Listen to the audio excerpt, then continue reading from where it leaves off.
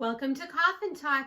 This is a quilting channel where we talk about how to get our unfinished projects done. Today is Monday, January 25th, 2021, and I got another row done on the Let's Stay Home quilt by Melissa Mortensen.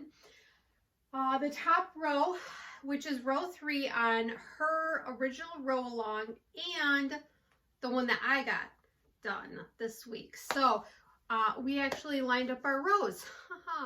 It only took 4 hours and 21 minutes. I am still doing really good on time tracking with the Toggle app, and I am starting to fine-tune my task stacking that I have started to do.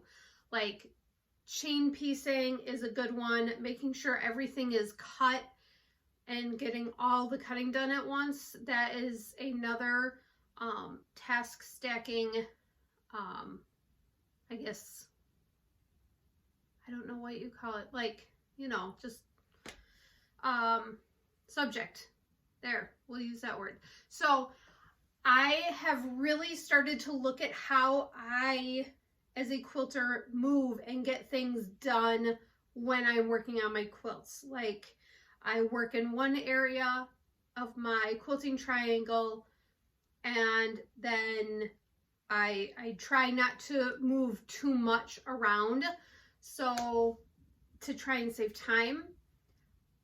I made less mistakes. I was much more purposeful doing this row 3 than I was with the 5th row. That one took over 8 hours. That was ridiculous. I made a lot of mistakes. I made sure to do my math better. I made sure that what she said in the pattern, I made sure really to follow, and then I made sure that all of the calculations that I thought I had in my head matched. So that really helped save a lot of time. Which, yeah, you should do anyway, but I'm never good at that kind of stuff. So, the thing that I have noticed this week is rethinking how I try to do all the things for quilting, and I feel miserably. It really used to bring me down, like mood-wise, of how I could not get projects done as fast as other people. And one, I'm just not a fast sewer. I make more mistakes, and I'm not sure if that has anything to do with the fact that I'm dyslexic or not.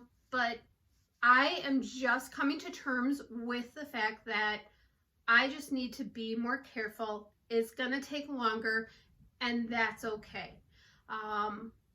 It is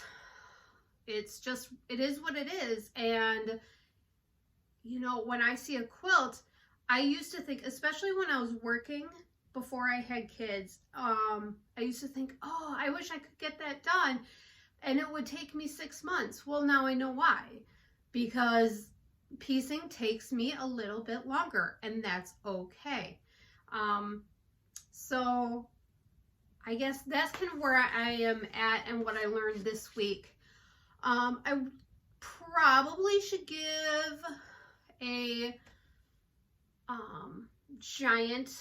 I probably should like put a giant sign on my sewing machine that says check directional fabric, because I had to rip 2 things out of the middle row after I put the 3rd row on the 4th row, because I realized my directional fabric, the little puppies in the middle of the small Ohio stars, I realized that they were upside down.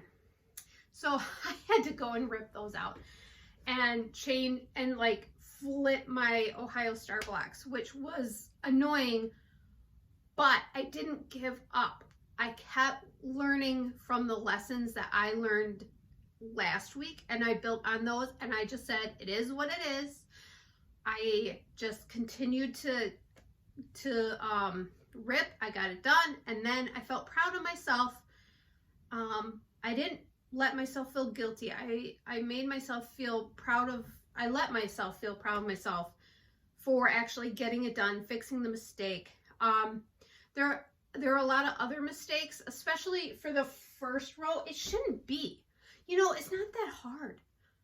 But I did have quite a bit of mistakes in that, the row with the lettering, and because I cut it wrong in the first place.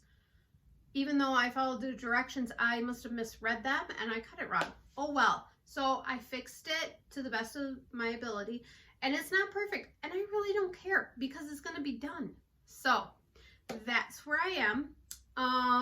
The other pro tip I should probably mention is to not wear lipstick while you're picking pins up and putting them in your mouth. Okay, yeah, I know.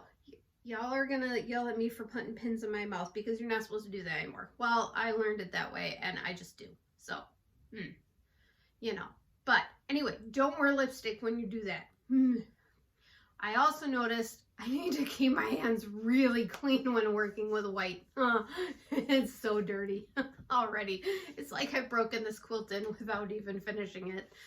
Other than that, the next row is row, I'm not sure if I should do the top row of houses or the bottom row of houses. They're all different and they're paper pieced, and it's going to take forever. There's 10 houses, I think. So I'm just going to hunker down and do it. I'm going to do one row, and I think I might do the bottom. No, I'm going to do the top. The top looks fun. So I'm going to do the top row, which is row 2, technically. And yeah, so we'll see you next week. And I hope everyone has a great week and is pulling something out of their own coffins. Bye for now.